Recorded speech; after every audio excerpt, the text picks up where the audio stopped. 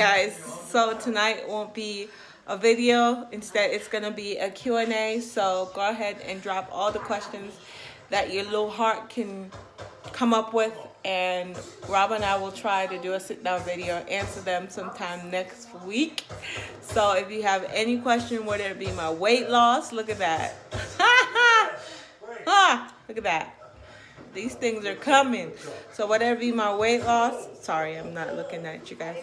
Whatever be my weight loss, my autistic son, anything that has to do with autism, not just my autistic son, but anything that has to do with autism, motherhood, relationship, whatever your little heart can think of, go ahead and leave them down below underneath this video, and I will try my best to answer them as honest and transparent as possible.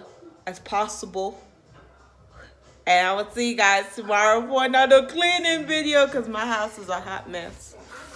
Look at that. Hot mess. So, until then, take care. Thank you guys so much for watching and supporting my little family. And I will catch you guys in my next one. Bye, guys.